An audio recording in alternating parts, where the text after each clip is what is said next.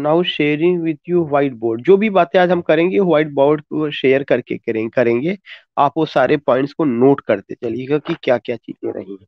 तो जिस आथर के बारे में हम बात करेंगे वो इंडियन राइटिंग इन इंग्लिश की आथर है, जिनका नाम क्या है, जिनका नाम है कमला दास।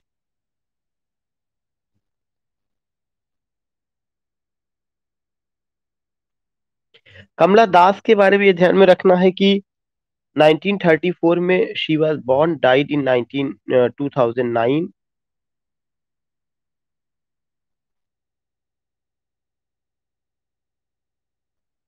1934 में उनका जन्म हुआ था, 2009 ईस्वी में उनकी मौत हुई है। और जो कमला दास हैं वह केरला से बिलोंग करती हैं, एक तरह से मालाबार इन केरला। और नायर हिंदू फैमिली अगर कहा जाए कि वो रही हैं, तो एक तो पहला जो पॉइंट इनके बारे में लिखना है कि जो सबसे पहला पॉइंट बनेगा, she belongs to Kerala, she belongs to Kerala, a Nair Hindu family, और नायर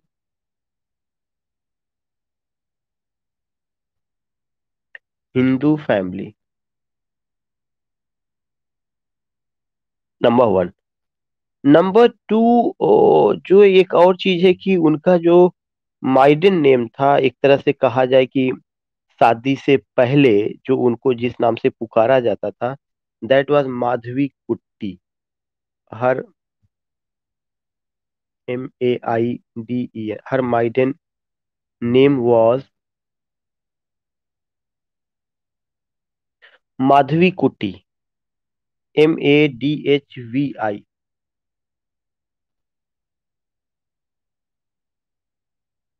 माधवी कुट्टी, KUTTY, कुट्टी।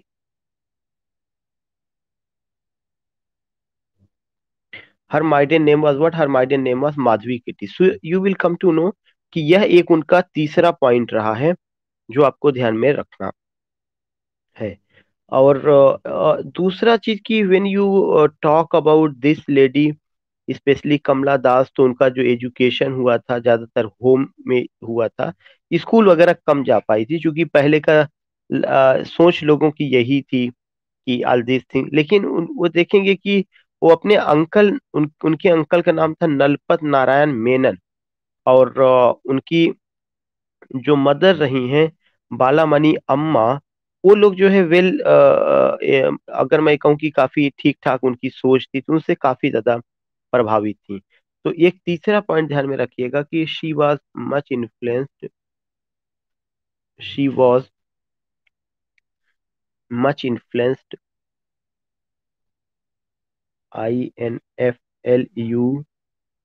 INFLUENCED, बाई हर अंकल, और अंकल का क्या नाम रहा, नालापत नारायण मेनन।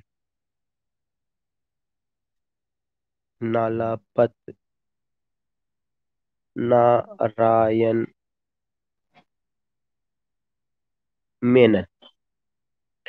दूसरा चीज उन, और उनकी जो, और साथ ही साथ अपनी माँ से भी, एंड आल्सो हर मदर बालामणि अम्मा, and also her mother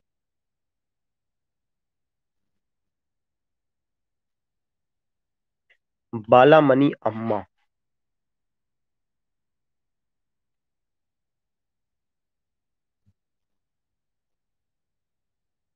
this was the name of her mother. तो उनके अंकल जो थे, जिनका नाम क्या था, नालापत नारायण मेनन, और उनकी जो माँ रही है बालामणि अम्मा, उनसे बहुत ज्यादा प्रभावित है। She was much influenced.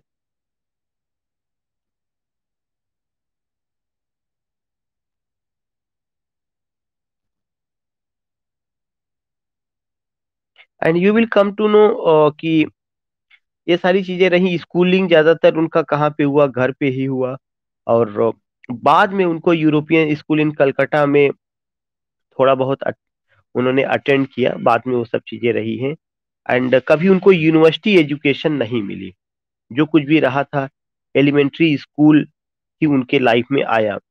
तो इस तरह से देखेंगे कि चूंकि जो उस समय की सिचुएशन रही है, उस सिचुएशन में you will come to know कि most probably education for women, इस चीज को लेकर के एक बड़ी बहस है, जिस पे आप देखेंगे कि उस समय उतने राइट्स नहीं दिए गए थे या उस तरह की चीजें नहीं रही हैं। लेकिन इनकी अपनी जो माँ थी वो भी एक मलयालम पोएट रही हैं, और जो इनके अंकल थे वो भी एक अच्छे राइटरों में से या उसमें से रहे हैं। तो you will come to know कि इनका असर इनके ऊपर रहा है। माँ का असर, माँ का क्या नाम रहा? माँ का नाम बालामणि अम्मा, और जो अंकल थे उनका क्या नाम था? Nalapat Narayana Menon.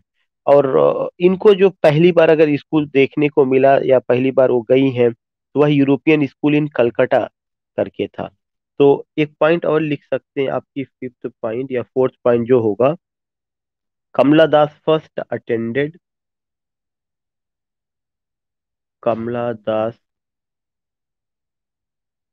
ATTENDED attended a European school in Calcutta, a European school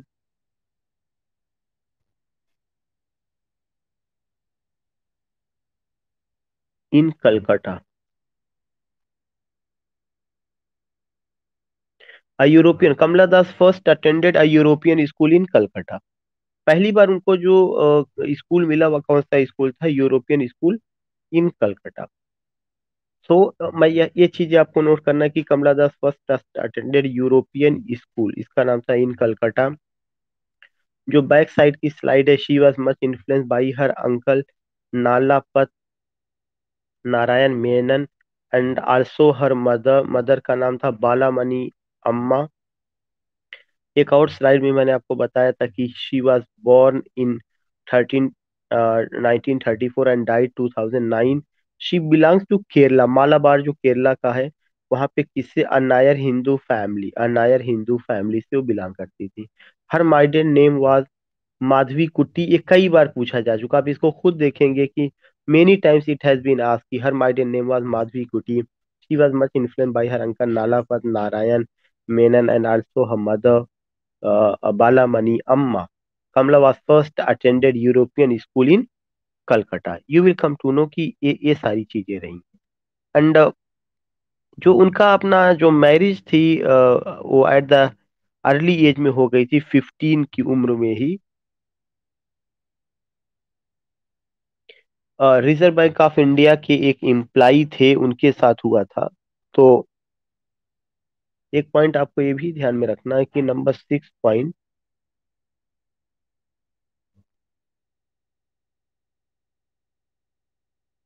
she married at the age of 15।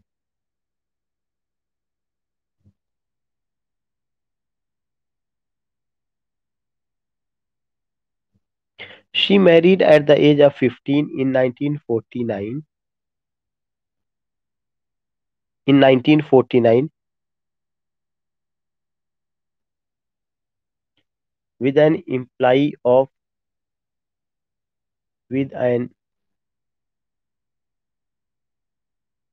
employee of Reserve Bank of India।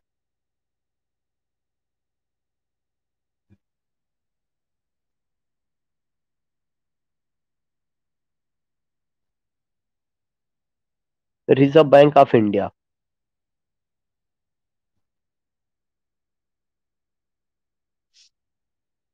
who was much older than she।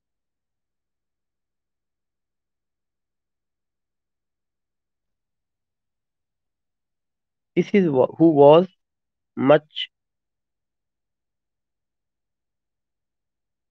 older than she।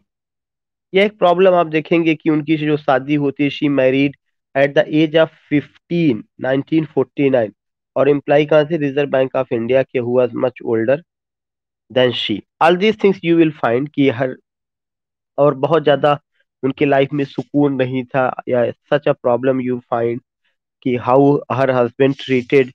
उन्होंने इसका जिक्र अपनी autobiography My story में किया हुआ है कि what type of relation she has with her husband. Yeah, what was the nature of her husband and how her husband treated her. These things you find in her autobiography, My Story. And you will come to know कि बहुत सारी other चीजों को भी उन्होंने किया हुआ है। कमला दास ने शी बोर थ्री सन्स, उन्होंने तीन बच्चों को जन्म दिया जिसमें एमडी नालापत थे, चिन्नन दास एंड जयसूर्या दास थे। और उनके एक बड़े बेटे थे जो टाइम्स ऑफ इंडिया से जुड़े हुए थे, नालापत। नालापत जो थे वो जो है Madhav Das Nalapat. So here you have to write what here you have to write कि शी हैड थ्री सन्स।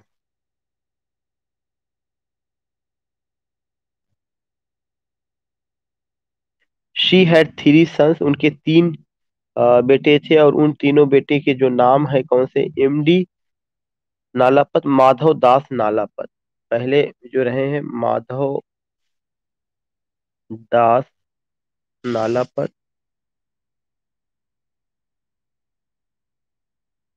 जो दूसरे रहे हैं चीनन दास, CHINNEN, चीनन दास। जो तीसरे रहे हैं जयसूर्या दास,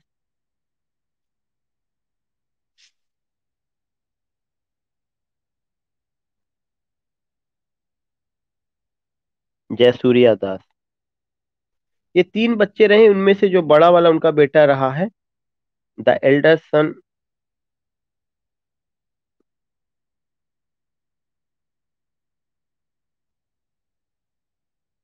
was an editor of the of Times of India, editor of Times of India.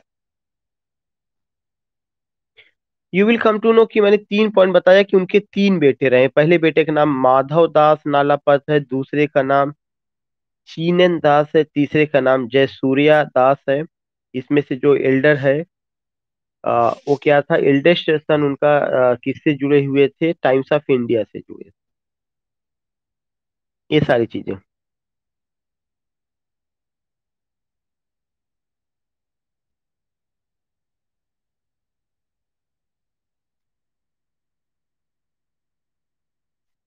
One thing I want to tell you here कि जो कमला दास हैं वो एक पोएटेस हैं और ऑटोबायोग्राफी भी उन्होंने अपना लिखा हुआ है। वो मलयालम में लिखती रही हैं, उनका मदर टंग अगर कहा जाए तो मलयालम रहा है। और उन्होंने 11 बुक्स मलयालम में लिखा है और 3 books of poems in English में लिखा है। तो note down this point, that is the 8th point.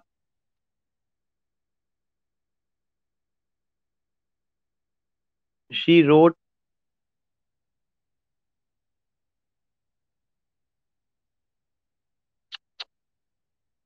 She wrote 11 books, BOOKS कर लीजिएगा, that is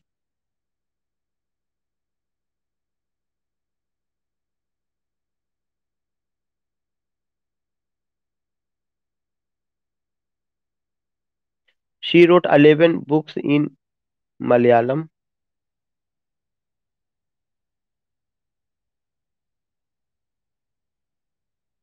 and 3 poetic collection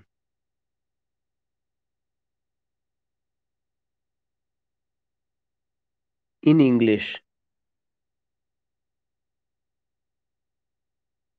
ये चीज उनका रहा है। जो उनका पोइटिक कलेक्शन रहा है हम उस पर बात करेंगे। पोइटिक कलेक्शन में एक उनका है, ये तो हुआ। अब जो सेंट्रल हेडिंग है, what did I told you कि she wrote 11 books in Malayalam, 3 poetic collections in English. अब उनका जो पोइटिक कलेक्शन है you will come to know. पहला पोइटिक कलेक्शन, ये 3 पोइटिक कलेक्शन का जिक्र किया जा रहा है। पहला summer in Calcutta,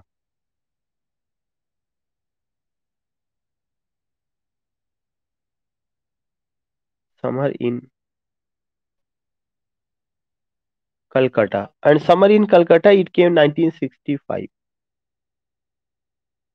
summer in Calcutta 1965। दूसरा रहा है the descendants.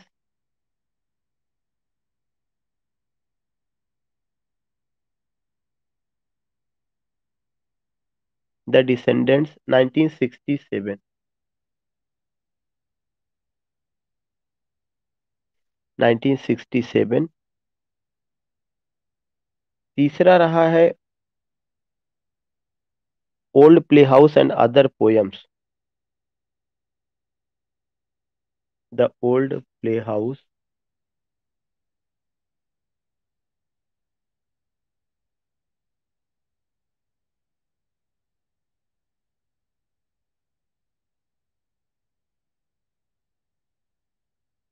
And other poem 1973।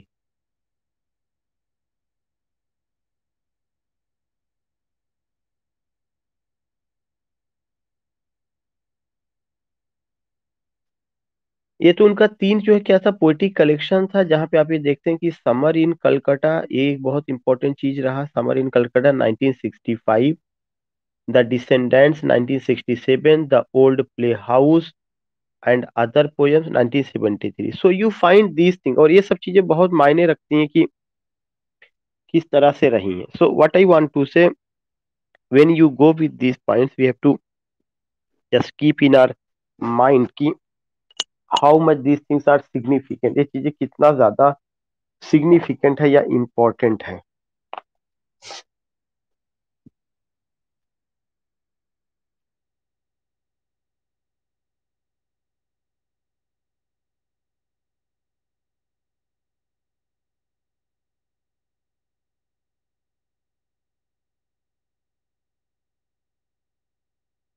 एक चीज और भी है उनका, एक उनका ऑटोबायोग्राफी है जो मैं यहाँ पे लिखना चाहूंगा नेक्स्ट स्लाइड में।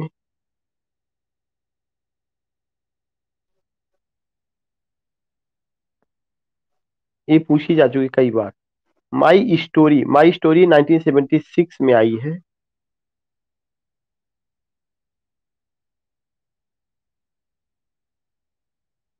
Is her autobiography.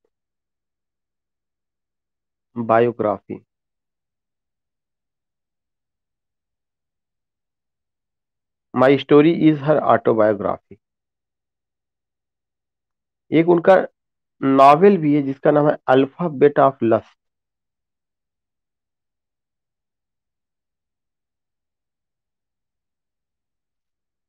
Alphabet of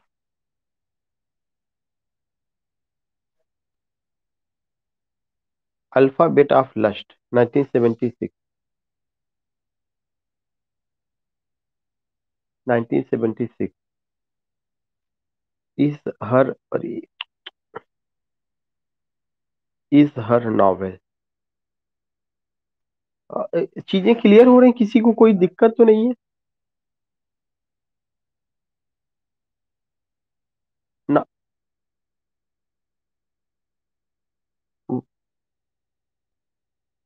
But madam, I am in Kanpur and I don't think that there is any networking issue from my side. If I was at in Varanasi, then there was some issue, but I don't think. और कोई बता सकता है मुझे?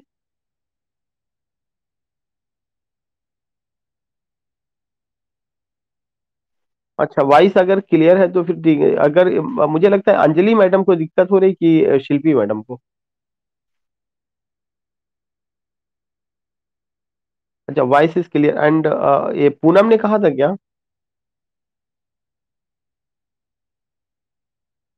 अच्छा। अच्छा, जहां पे भी रहा होगा वो समझिए कि वॉइस अगर नहीं जा रही तो उधर नेटवर्किंग इशू होगा। And you will come to know कि it's what is the alphabet of lust, it's her novel, और my story is her autobiography, and you will come to know these are the points जो कि highly significant है, हमें समझना है कि तीन उनके जो है इंग्लिश में पोइटिक वर्क्स हैं। Summer in Calcutta 1965, the descendants 1967, the strand, उसके अलावा द डिसेंडेंट के बाद the old playhouse and other poems मैंने लिखवाया था 1973। माई स्टोरी उनका ऑटोबायोग्राफी हो गया, अल्फाबेट ऑफ लस्ट इनका हो गया। इसके अलावा उन्होंने एक ब्रिटिश आथर रहे, ब्रिटिश आथर का नाम है नॉन्डी, नॉन्डी के साथ उन्होंने काम किया है, और उस वर्क का नाम है tonight the strange rite. एक और पॉइंट करके आपको नोट करना है, she also worked with a British British author, British author में उन्होंने उनके साथ काम किया, और उस ब्रिटिश आथर का नाम है Nandy, NOANDY,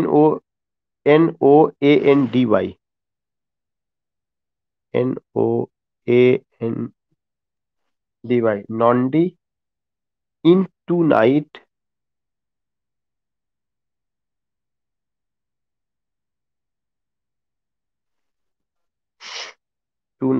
the strange rite, the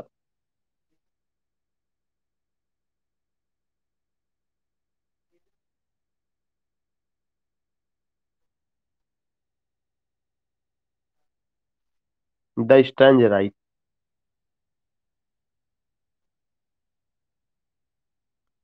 इस वर्क में उन्होंने काम किया, tonight the strange rite, RIT, rite, रीति रिवाज को लेकर के है। और ये चीज उन्होंने किसके साथ किया हुआ है, जो ब्रिटिश आथर नॉन्डी करके हैं इनके साथ, तो उसका नाम है tonight the strange right. इनको बहुत सारे अवार्ड मिले हुए हैं, उनमें से एक अवार्ड है साहित्य एकेडमी अवार्ड 1969 में मिला, फिर दोबारा साहित्य एकेडमी अवार्ड 1985 में मिला है, एशियन पोइट्री प्राइज 1964 में मिला है, और जो साहित्य एकेडमी अवार्ड है वो सेंट्रल गवर्नमेंट का और केरला दोनों का अलग अलग टाइम में मिला है। और वो नोबेल प्राइज के लिए भी शॉर्ट लिस्ट की गई थी 1984 में, लेकिन उनको मिला नहीं था, दैट इज अनदर थिंग। तो मैं जो बताना चाहता हूँ उसमें से एक चीज है कि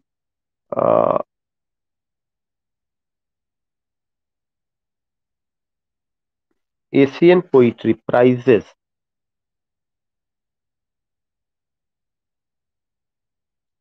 प्राइजेस में पहला एशियन पोइट्री प्राइज,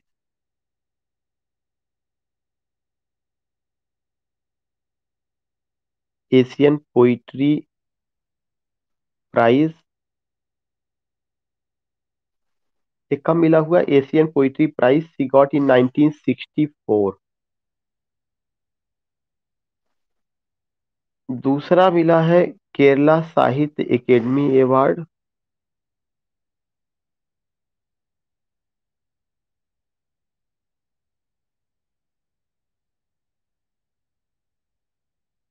केरला साहित्य एकेडमी अवार्ड, केरला साहित्य academy award 1969।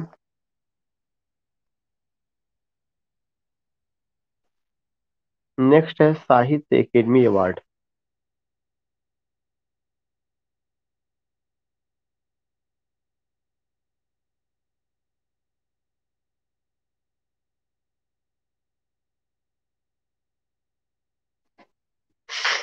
Sahitya academy award 1985।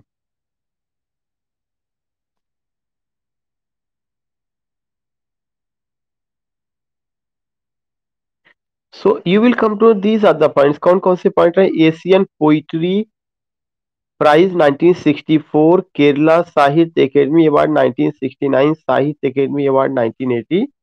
These things you find and you will come to know कि ये सारी की सारी चीजें आप देखते हैं या ये सारी की सारी चीजें आप पाते हैं कि ये these three awards you get कि she got. And except it, already I told you she was nominated for Nobel Prize for Literature in 1984। तो ये भी चाहे नोट कर लीजिए,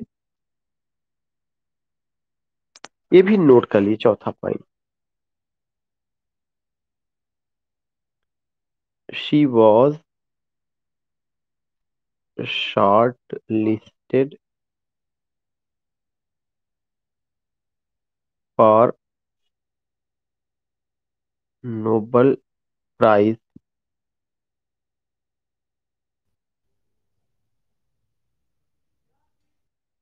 इन 1984।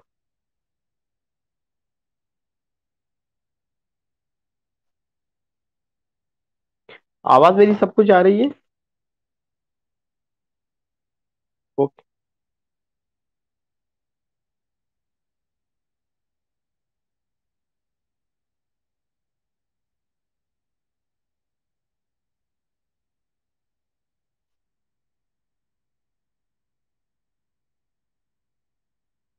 एक चीज और आपको ध्यान में रखना है कि उनकी पोइट्री की खासियत क्या है। सबसे पहली चीज की उनकी पोइट्री जो रही है, she was a confessional poet. एक कॉमन सा क्वेश्चन पूछा गया है,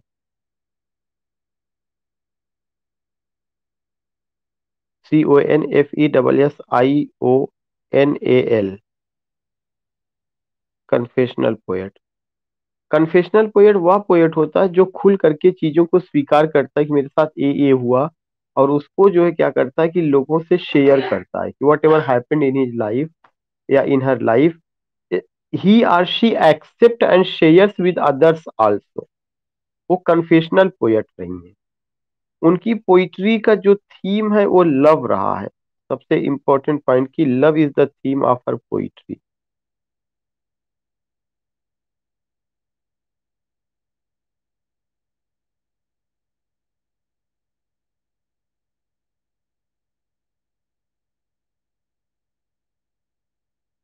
love is the theme of her poetry, confessional poet, love is the theme of her poetry, all these things you find.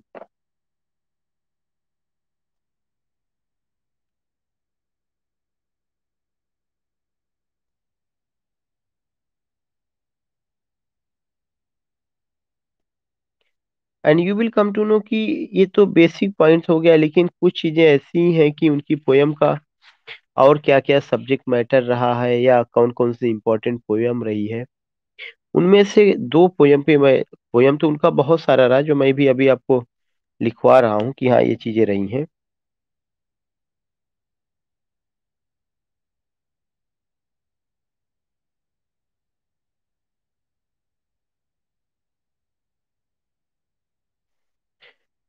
उनकी कुछ पोयम्स के आपको नाम लिखने पड़ेंगे। खास करके एक हेडिंग डालिएगा, detailed study of her poems.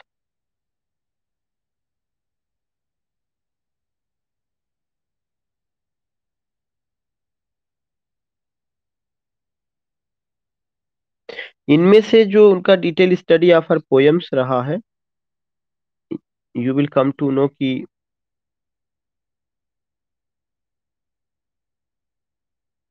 अ, उसमें सबसे पहला जो उनका था summer in Calcutta. Detail study of the poem में सबसे पहला इशू क्या है? Summer in Calcutta. Summer in Calcutta.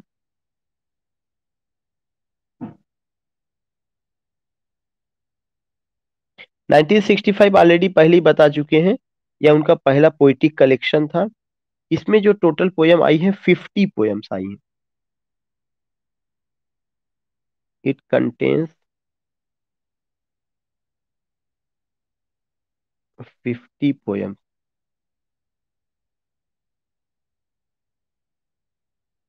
It contains 50 poem. How many poems it contains? Contain 50 poems. उस सब में लव ही थीम रहा है। और जो इम्पोर्टेंट पोयम उसमें रहा है उनमें से उसके नाम मैं आपको बता दे रहा हूँ। एक तो इम्पोर्टेंट पोयम्स में पहला, the dance of the यनक।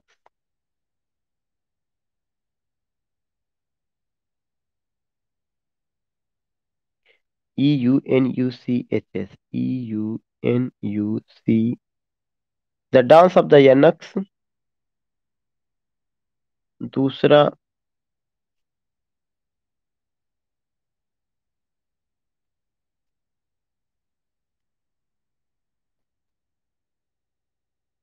An introduction.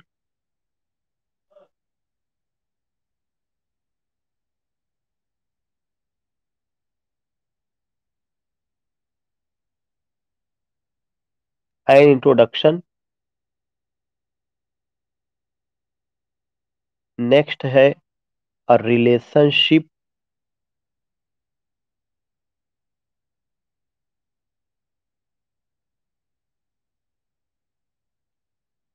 और रिलेशनशिप ये सब इसी के अंतर्गत आया, समर इन कलकत्ता। और मैंने डेट आपको पहले ही बता दिया, 1965 में। और इसमें कितनी पोयम आई हुई है? 50 पोयम्स आई हुई है। उनमें से कुछ इंपॉर्टेंट पोयम्स है जिसका मैंने नाम लिखा है। द डांस ऑफ द यनक बहुत इंपॉर्टेंट है, और उससे भी ज्यादा इंपॉर्टेंट एन इंट्रोडक्शन है। ये चीज आपको ध्यान में रखना है। ये दोनों पोयम जो है आपको वो करना पड़ेगा। और एन इंट्रोडक्शन ग्रेजुएशन में कानपुर यूनिवर्सिटी में भी चल रही, और जगह के सिलेबस में। ये आपकी ड्यूटी है कि आप आयन इंट्रोडक्शन आप अच्छे ढंग से पढ़ लीजिएगा। और आयन इंट्रोडक्शन आप इतने बेहतरीन ढंग से पढ़ लीजिएगा, अगर मैं कुछ पूछूं तो मुझे वो चीजें वहां से मिलना चाहिए। This is your homework. Ion introduction आप अच्छे ढंग से पढ़ लीजिएगा। ये चीज आपको ध्यान में रखना है, क्योंकि ये सिलेबस में, इसलिए मैं आपको बता रहा हूँ। आयन इंट्रोडक्शन से आपको कोई कंप्रोमाइज नहीं करना है। आप जो रिलेशनशिप ना करिए, उसका जो कुछ ऐसा वो नहीं है। नाम आप ध्यान में रखे रहिए। That is another thing. और इसके अलावा एक और उनका पोयम है, माई ग्रैंड मदर्स हाउस, जो इसी का हिस्सा है। Just I want to erase it. My grandmother's house, that is the fourth number होगा। My grandmother's house. ये जो है इनका क्या था कि ये इनके पोइटिक कलेक्शन में ये इंपॉर्टेंट पोयम रहा है। इस इंपॉर्टेंट पोयम में से दो पोयम बहुत इंपॉर्टेंट है, एन इंट्रोडक्शन। उसके पहले का जो मैंने आपको बताया है कि जो सबसे पहला लिखवाया हुआ था, द डांस ऑफ द यनक। और माई ग्रांड मदर्स हाउस भी बहुत इंपॉर्टेंट है, उस पर भी उनका चीजें रही हैं। तो इसके बारे में थोड़ा थोड़ा आपको वो चीजें मिलेगी। मैं इसको यहाँ पे इसलिए पोयम को डिस्कस नहीं किया जा सकता, क्योंकि हर पोयम की थीम में लव ही रहा है। लेकिन इस पोयम को जब आपको जो है when you will get means this particular book, तो उसको पोयम के बारे में चार, हर पोयम के बारे में उसमें किताब में पांच पांच लाइनें लिखी गई, इस पोयम में क्या बताया गया है, और उसका इंपॉर्टेंट कोटेशन डाला गया है। तो वो चीजें आपको वहां से मिल जाएंगी कि हाँ इसमें क्या, बहुत सिंपल वे में बताया गया कि लव थीम है, और एक आध लाइन उसको डाली गई है। लेकिन चूंकि ये इतना वो नहीं है कि एक एक पोयम को लेकर के यहाँ स्लाइड पे डिस्कस किया जाए, वरना और सारी चीजें रह जाएंगी। तो हम क्या कर रहे हैं, हम सारी पोयम्स का नाम दे दे रहे हैं और आपको इंपॉर्टेंट बता दे रहे हैं कि इस पर फोकस करना है। जब आप बुक को पाएंगे तो उस बुक में जो है आप उस यहाँ से भी उस पोयम को भी पढ़िएगा। लेकिन जिन पोयम को मैं नाम कह रहा हूँ कि आपको इसको सिलेबस में आपको पढ़ना है, तो आपको उस किताब को सिलेबस में जा करके पढ़ना होगा। ऐसा नहीं कि उसको आप छोड़ दीजिए वहीं पे रह जाए। इंट्रोडक्शन आपको सिलेबस में विद ओरिजिनल लाइन आपको पढ़ना है। जैसे मेरा इरादा यह है कि मैं आपको कुछ पोयम टी एस एलियट की पढ़ाऊंगा, उसी में से एक इरादा ये भी है कि इंट्रोडक्शन भी मैं आपको खुद से पढ़ाऊंगा। लेकिन आपको क्या करना है कि इसको अभी अपने आप से आप पढ़ लीजिएगा।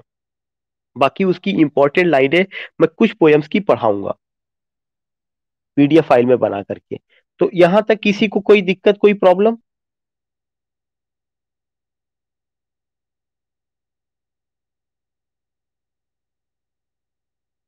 मैंने अभी जो आपको मैंने बताया कि समर इन कलकत्ता उनका पोएटिक कलेक्शन है, और इस पोएटिक कलेक्शन में 50 पोयम्स आई हुई है। उसी के अंतर्गत मैंने बताया कि इनमें से चार पोयम का नाम मैंने लिखवाया है जो बहुत इंपॉर्टेंट है। पहली पोयम का नाम मैंने बताया कि, तो मैं इरेज कर दिया, मैं बताया था द डांस ऑफ द यनक। दूसरी पोयम का नाम अ रिलेशनशिप। तीसरी पोयम का नाम एन इंट्रोडक्शन मैंने बताया था। और माई ग्रैंड मदर्स हाउस।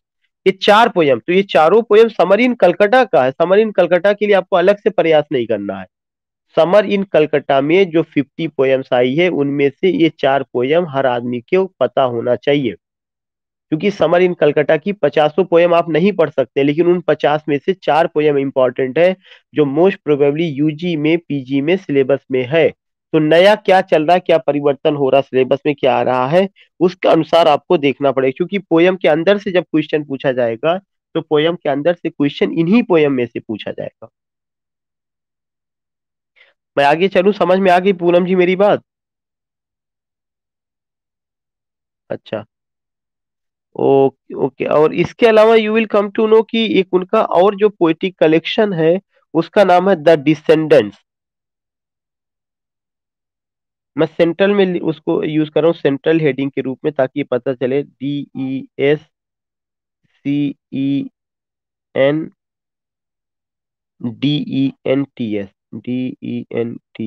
1967।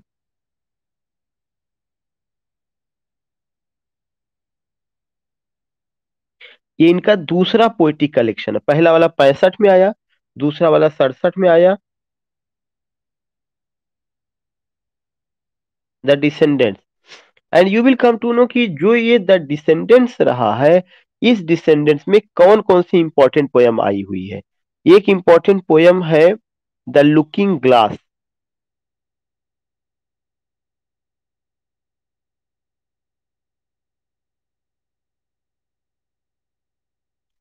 दूसरा इंपॉर्टेंट पोयम है सब्स्टिट्यूट।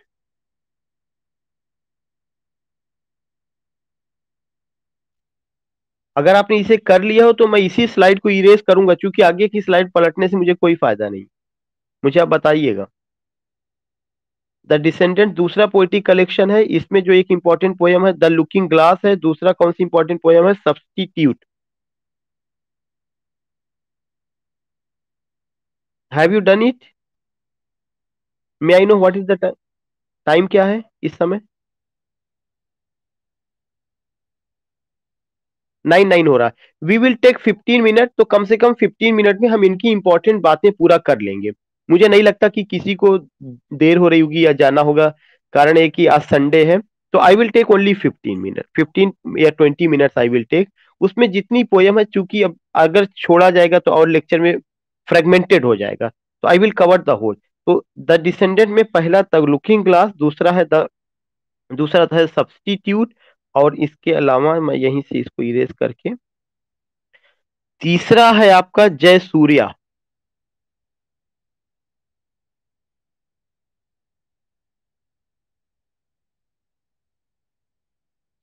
चौथा है आपका convicts.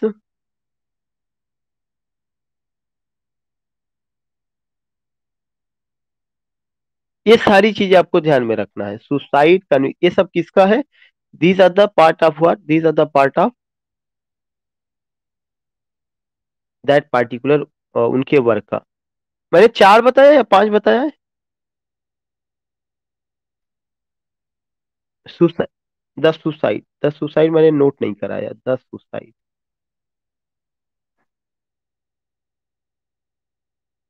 The suicide. So you have to go with this one, Jay Surya, convicts, the suicide.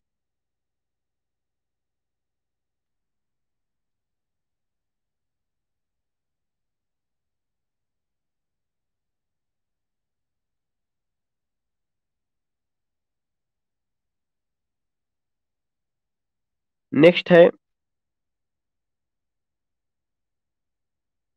The old,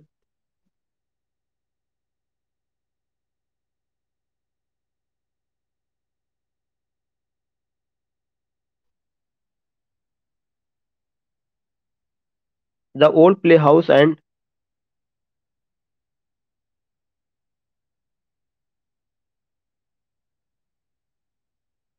the old playhouse and other poems.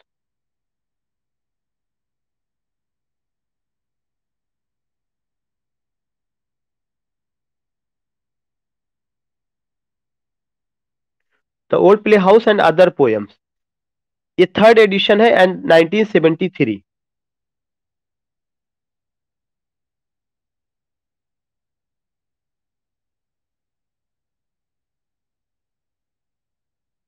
The old playhouse and other poems 1973।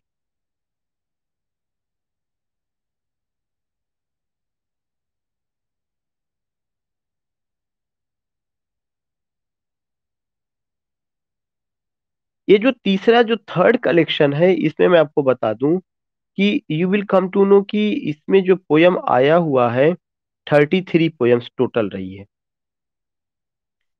सबसे पहला point की,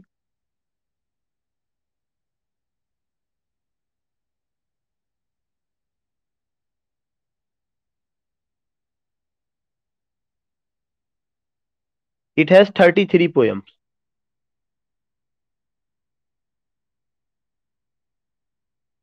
और जो poem इसमें आई हुई है उसमें से कुछ पोयम्स ऐसी है जो पहले एडिशन से ली गई है, और दूसरी बाद वाले एडिशन से, और कुछ नया जोड़ा गया है।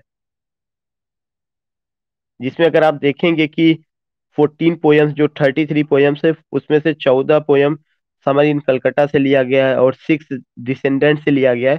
तो ये भी आप लिख लीजिएगा कि 14 poems have been taken from summer in Calcutta,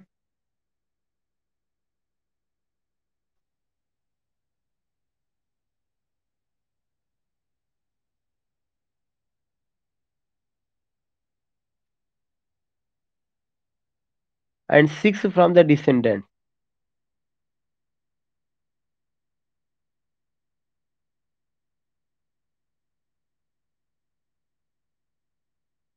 DESCENDENTS।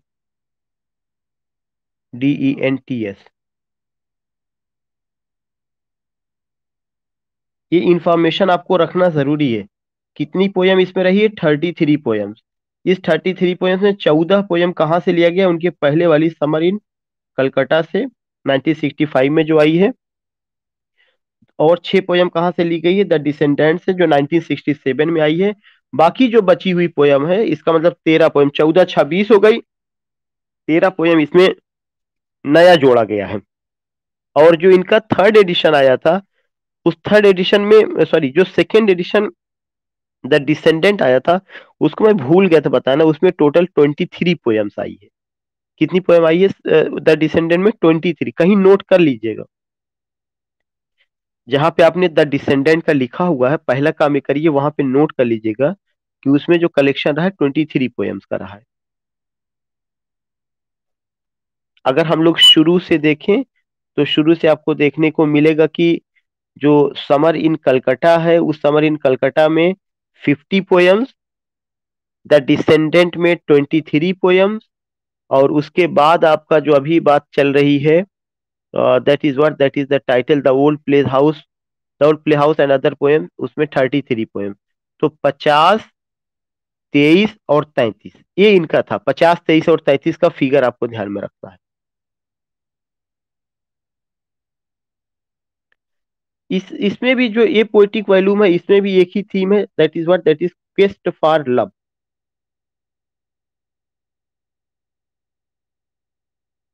Love की तलाश। यही अकेले जो है एक उसको लेकर के उन्होंने मतलब लिखा हुआ है या बात किया हुआ है।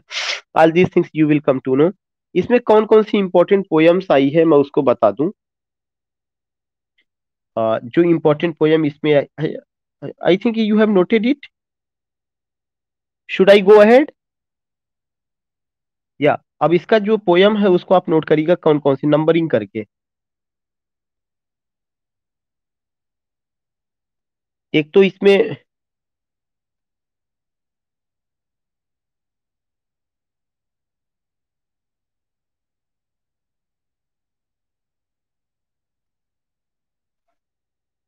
एक पोयम ग्लास करके बहुत इंपॉर्टेंट रही है।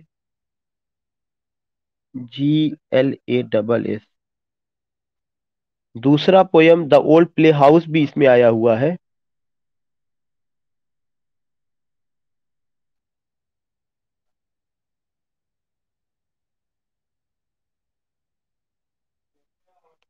क्योंकि द ओल्ड प्ले हाउस को जो है रिवाइज किया गया है। उसमें द ओल्ड प्ले हाउस उनकी अपनी जो उन्होंने समय दादी के यहाँ बिताया था उसको याद करती है, द ओल्ड प्ले हाउस। एक और poem the stone age.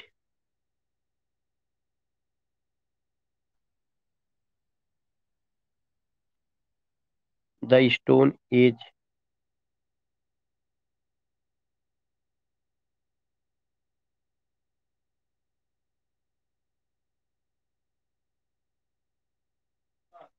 The inheritance.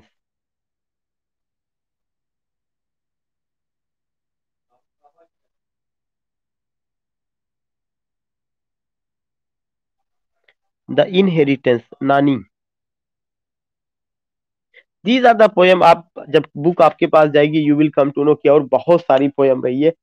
लेकिन इन सब चीजों में इनमें से भी जो द ओल्ड प्ले हाउस है, ग्लास है, उसको जो है जो इसमें किताब में दिया गया है, थोड़ा सा उसमें पांच पांच छह छह लाइन उसके बारे में। तो you have to go with this point. Glass, the old playhouse, the stone age, the inheritance.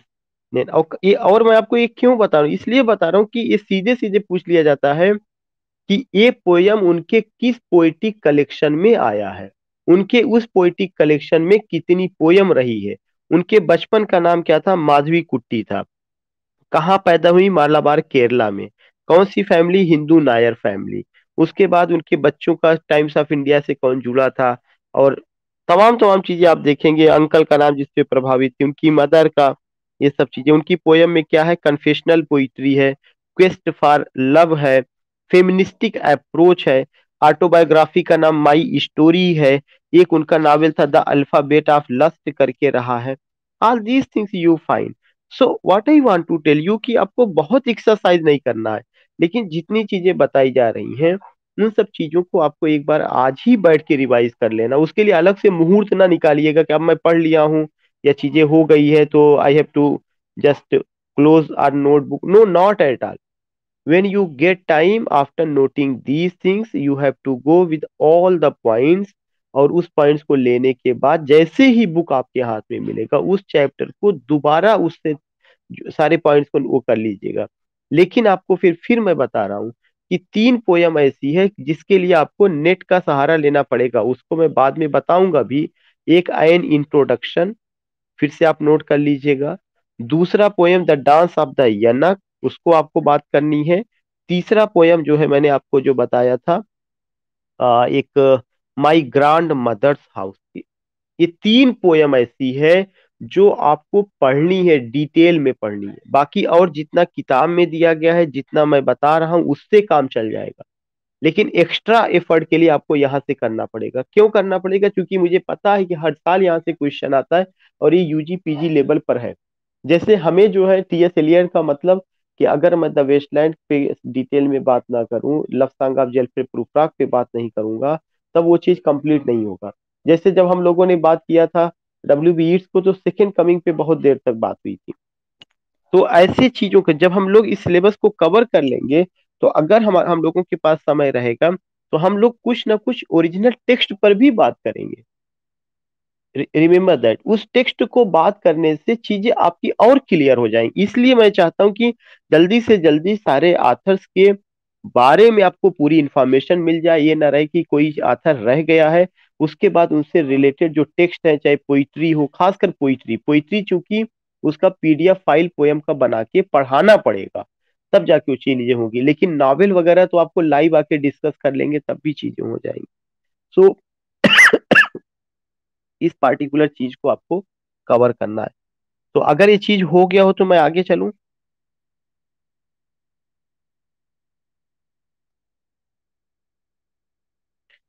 उनका जो नेक्स्ट जो उन्होंने काम किया था, जो मैंने आपको बताया था कि एक और लोगों के साथ उन्होंने मिल करके काम किया था, उस वर्क का नाम है tonight this savage right.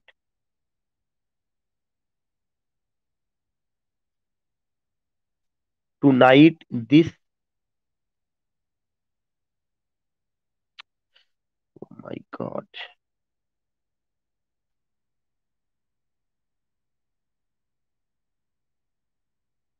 This savage rite, RIT।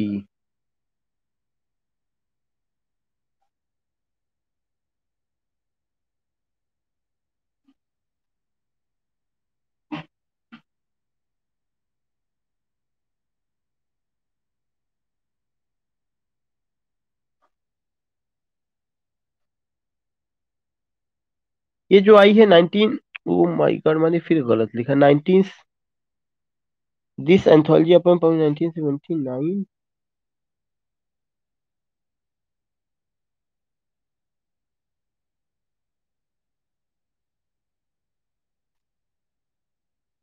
यहाँ देखिए एक चीज मैंने गलत किया है, 1979 है।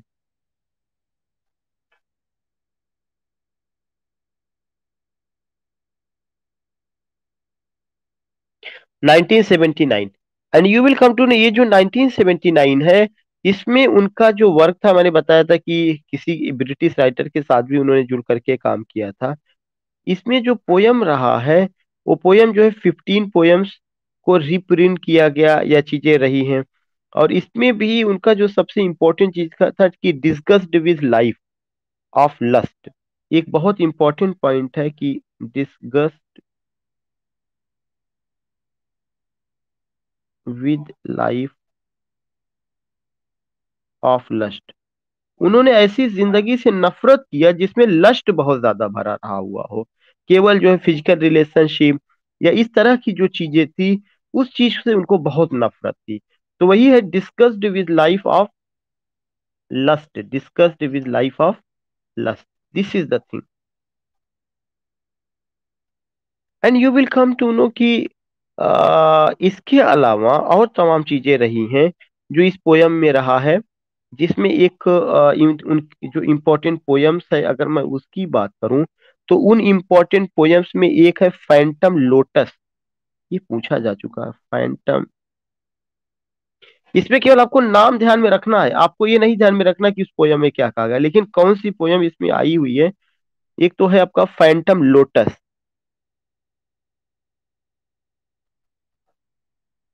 दूसरा पोयम है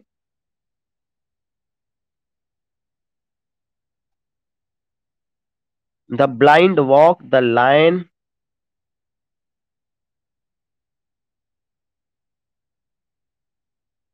तीसरा है द लायन, चौथा है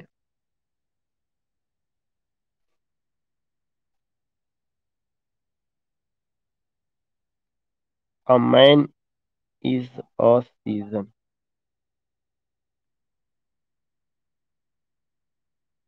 the winner,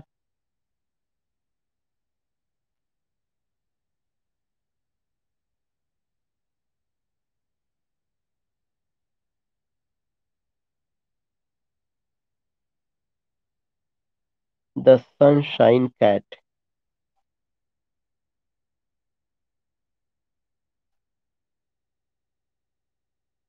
This particular point, the blind walk, the lion, a man is a season, the winner, the sunshine cat.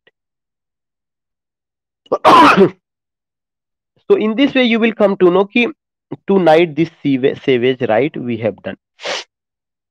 बाकी मैंने आपको बताया था कि उनका एक माई स्टोरी, उनका ऑटोबायोग्राफी है, जो उन्होंने अपनी लाइफ में महसूस किया उसको उन्होंने वहां लिखा है, उसके बारे में कोई बात करने की जरूरत नहीं। ऑटोबायोग्राफी में क्या होता है वो हम सारे लोग जानते हैं। जी।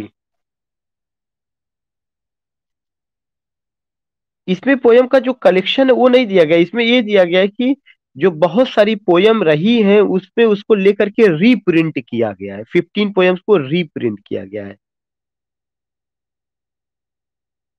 या आई डिडेंट फाइंड कि how much poem it has, but इतना मुझे मिला हुआ कि 15 पोयम्स को इसमें रीप्रिंट किया गया है, पहले के जो वॉल्यूम आए हुए हैं उनसे ले लेकर के जो है।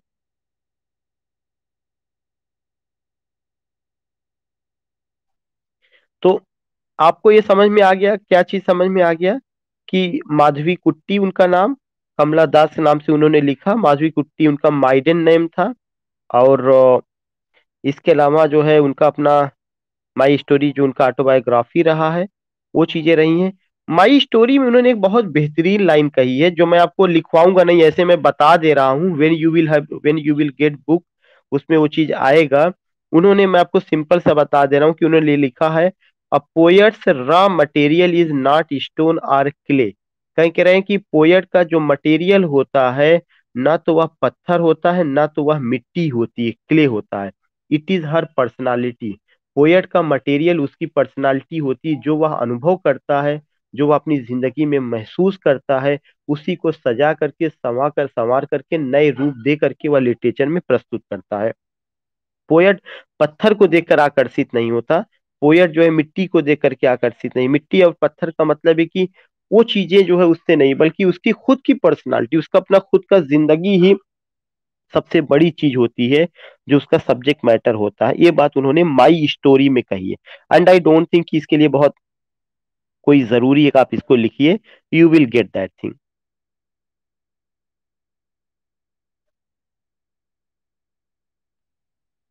उन्होंने शॉर्ट स्टोरी भी लिखा हुआ है, और माधवी कुट्टी के ही नाम से लिखा हुआ है।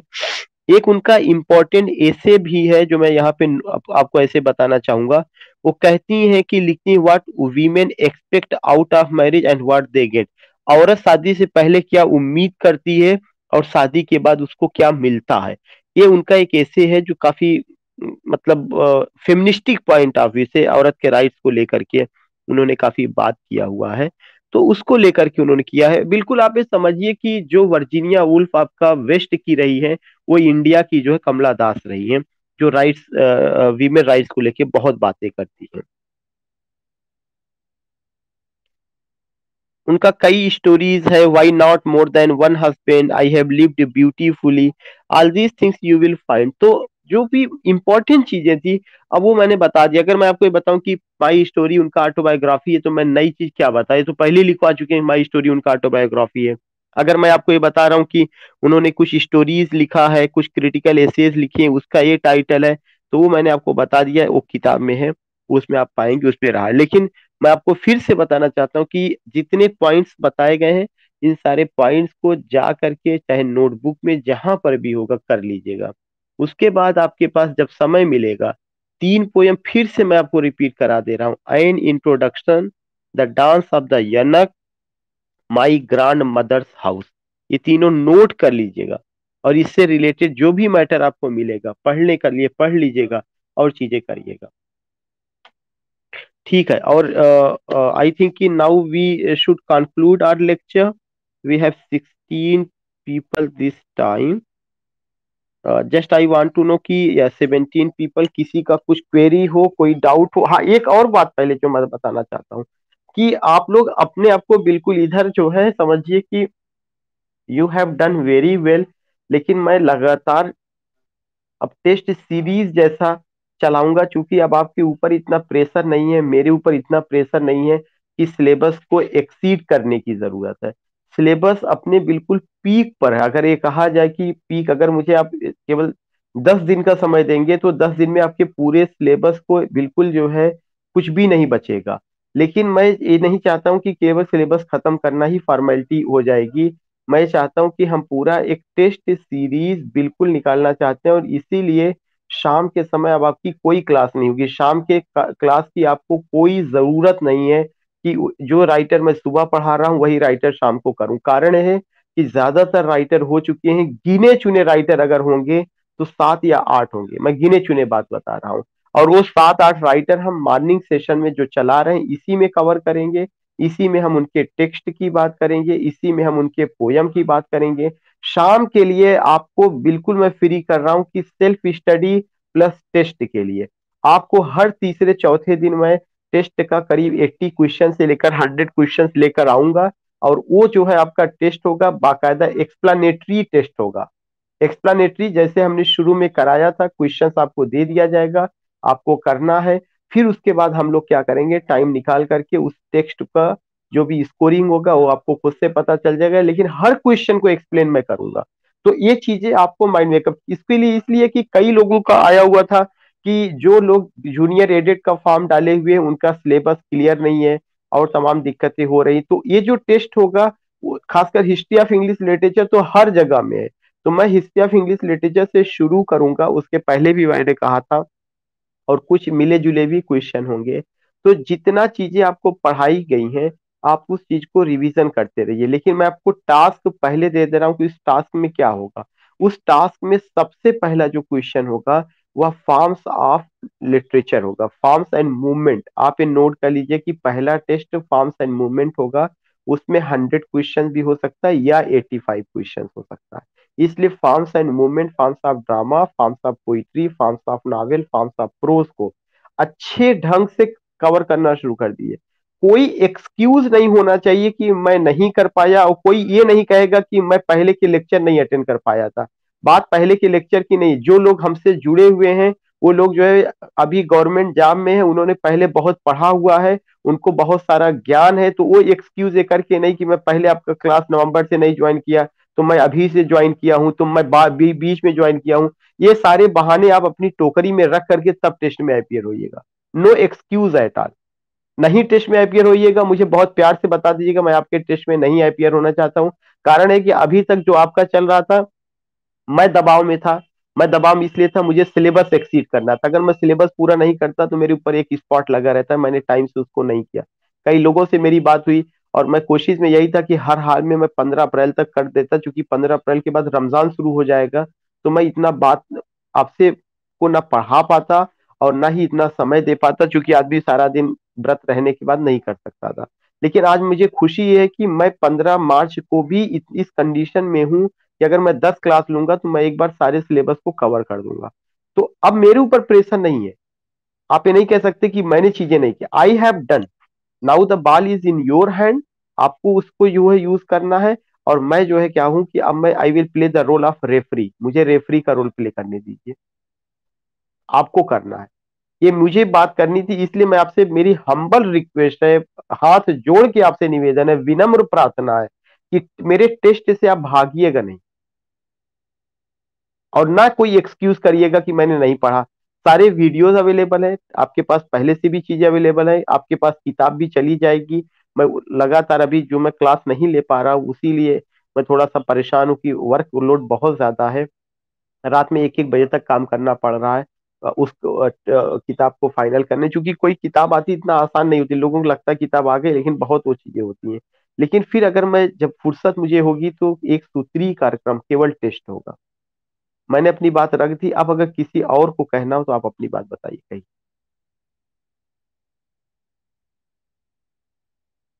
सबसे पहले टेस्ट में फॉर्म्स एंड मूवमेंट, और इसके अलावा forms of literature, forms of poetry, forms of drama, forms of novel, forms of pros.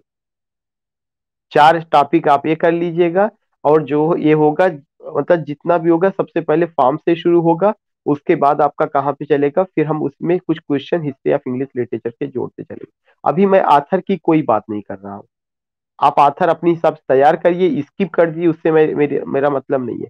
अभी मैं जितनी बात कर रहा हूँ केवल फॉर्म्स की बात कर रहा हूँ।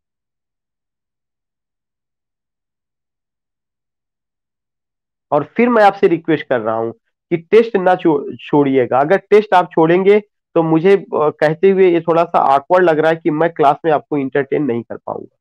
कोई भी आदमी अगर टेस्ट में नहीं आया तो वो मुझसे जो है अपनी फीस वापस ले लेगा, मैं उसको इंटरटेन नहीं कर पाऊंगा।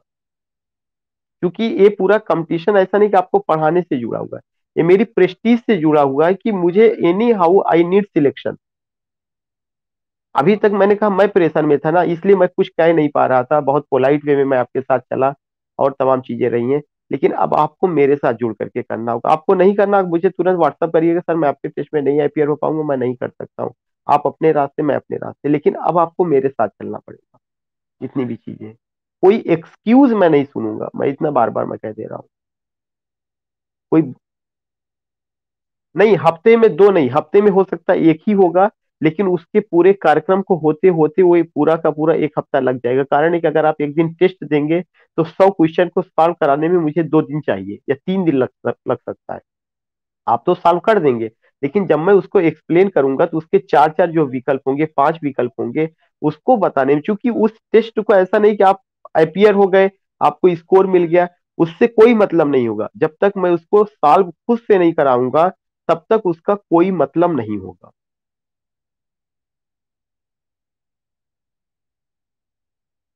या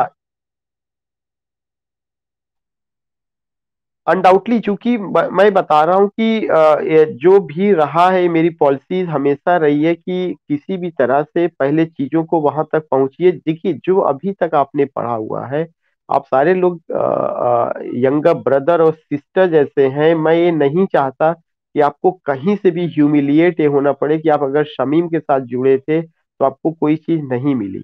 बीइंग अ टीचर, जितना मैं समझता हूँ कि अनएम्प्लॉयमेंट कितना बड़ा स्पॉट होता है, वो चीज आप भी समझते हैं अपनी लाइफ में कितनी बड़ी। अगर आपको कुछ मिलेगा तो वो आपकी जिंदगी संवारेगा।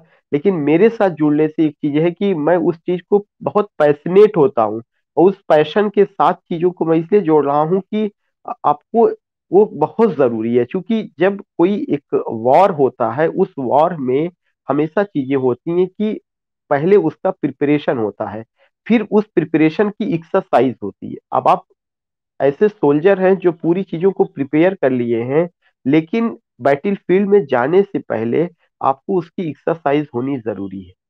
तो this is the time where you have to prove yourself. और मेरी किसी भी बात को आप अन्यथा न लीजिएगा, हो सकता है मैं कड़वा बोल रहा हूँ, लेकिन आपकी भलाई के लिए बोल रहा हूँ। कहीं से भी आप ये ना समझिए कि मैं एग्रेसिव हूँ या मेरा टोन इधर से ऐसा जा रहा, no not at all. For your हित आप कह सकते हैं, इसलिए मैं बात कर रहा हूँ। या मैं कहिए, मैं आपसे in humble words, in very sweet words, I am requesting you, be the part of that test. अगर किसी को और कुछ कहना है, अपनी बातें रखनी है, तो बिल्कुल। जी।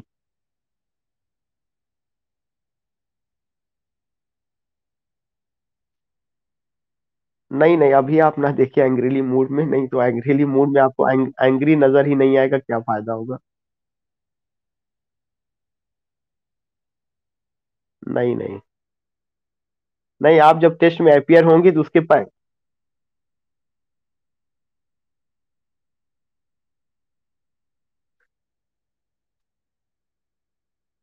अब अब ये नहीं जान रहे कि सबसे पहली शिकार पूनम जी ही होंगी जब टेस्ट होगा तो।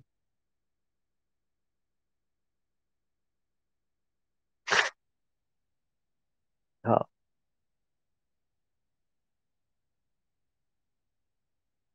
मैडम, एक भी पॉइंट नहीं छूटा है अभी जो मैंने आपको पढ़ाया है। आप ये समझिए कि ये सारे पॉइंट तो है ही हैं, लेकिन आप उस बुक की खूबसूरती अगर मैं अपने मुंह से कहूंगा तो ये होगा कि वो चीजें उसमें उसमें आप ये समझिए कि कुछ ऐसी चीजें, करीब 100 पेज जो इस बार जोड़े गए हैं राइटर के अलावा, जो है जैसे उसके जो स्कूल्स जोड़े गए हैं, जो और लिटरेरी टर्म्स जोड़े गए हैं, जो जितने फादर हैं जो जोड़े गए हैं, you can't find it anywhere. वो सब एक जगह पे जब आप पाएंगी तो मतलब काफी आपको वो होगा कि काफी उस पे अच्छा काम किया गया है। ठीक। आप ये मान के चलिए कि हम थर्सडे को या फ्राइडे को, यहाँ से आने वाले थर्सडे या फ्राइडे में यहाँ से पोस्ट होगी, और आपको अगले मंडे या ट्यूसडे में मिल जाएगी। ठीक है, दैट्स गुड। जितने लोगों ने भेजा है, मैंने कल अधिकतर लोगों का एड्रेस मैंने भेज दिया है। मैं उन्हीं लोगों का एड्रेस पहले भेज रहा हूँ जिन लोगों का पेमेंट मेरे पास आ चुका है, क्योंकि तो मैं, हाँ जितने भी लोगों का पेमेंट आया है, मैं उन्हीं का एड्रेस अपने पब्लिशर के पास में भेज रहा हूँ। ओनली 400 जी। सिंगल बुक है, डबल नहीं है।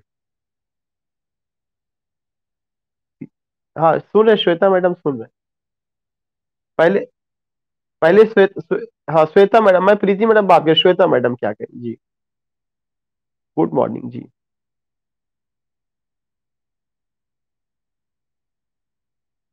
नहीं नहीं, वो तो सबको जरूरी होगा, बुक तो सबको, क्योंकि बहुत सारे 100 150 पेज जो नए जोड़े गए वो बहुत इंपॉर्टेंट हो, तो सबके लिए जरूरी होगा।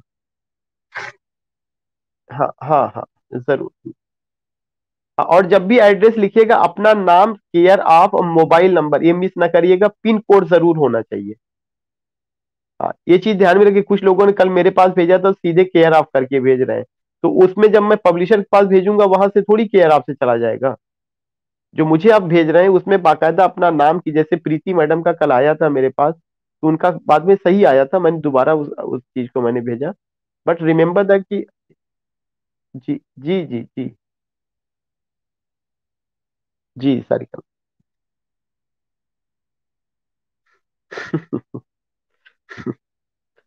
ऐसा है कि अब हम जो है संन्यास लेने जा रहे हैं जब आप इस तरह की बात करती हैं।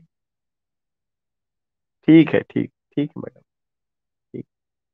प्रीति मैडम, आप कुछ, प्रीति मैडम कुछ करें जी, प्रीति मैडम।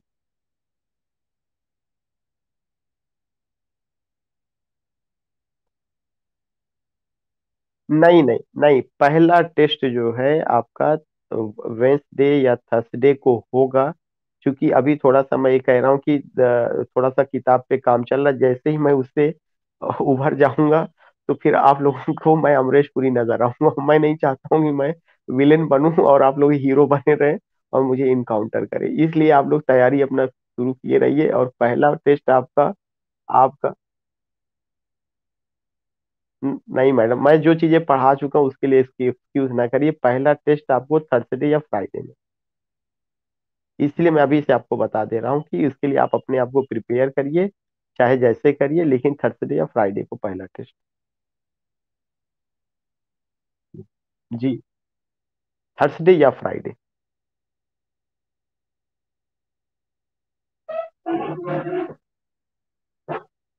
पहला थर्सडे या फ्राइडे में, थर्सडे या फ्राइडे में। हम्म। इलाहाबाद में जैसे आएगी तो मुझे लगता है कि आने के दूसरे दिन चली जाएगी, क्योंकि वहां से दादा का कई बार फोन आ चुका है, वहां पे जाएगी।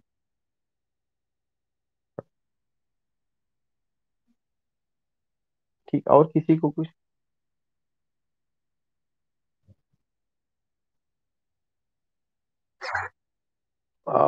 संडे। और अगर मैं